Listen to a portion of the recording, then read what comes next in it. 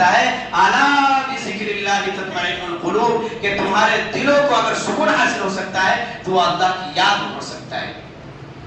معزز سامعین اکرام، تو یہ چند باتیں تھی جو میں نے آپ کے سامنے رکھ دی، اور اس کے لیے آپ کو ضروری یہ بھی ہے کہ چند جو دعائیں ہیں، چھوٹی چھوٹی دعائیں ہیں، اس کو آپ بھی یاد کریں اور اس کا اہتمام کریں، اپنے بچوں کو بھی یاد کرائیں۔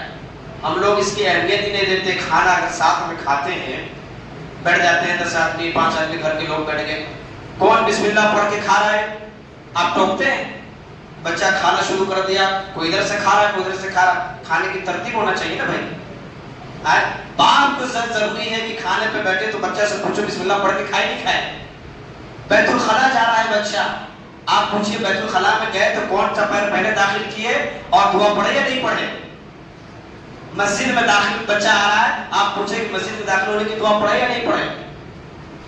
آپ جب ہر چیز میں اس کو ٹوکیں گے تو وہ بچے کو دل میں اہمیت پیدا ہوگی، یار یہ بھی کوئی چیز ہے جس کو یاد کرنا ضروری ہے اور جس کو پڑھنا ضروری ہے۔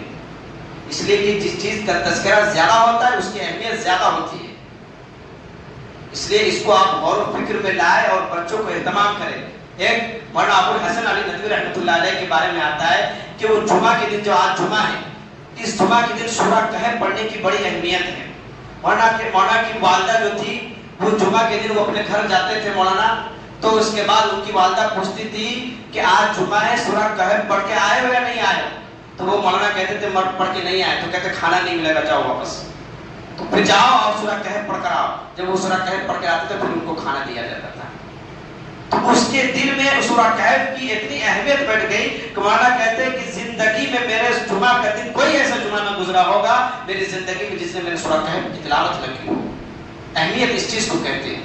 اللہ تعالیٰ سے دعا ہے کہ اللہ تعالیٰ ہم سب کو سمجھنے کی توفیق عطا فرمائے اور دین کی چھوٹی چھوٹی باتوں پر بھی ہم سب کو عمل کرنے کی توفیق نصیب فرمائے۔ استغفر اللہ ربی من کل ذنب واتوب الیہ، لا الہ الا اللہ محمد رسول اللہ۔ جو حضرات سنت نہ پڑھو اس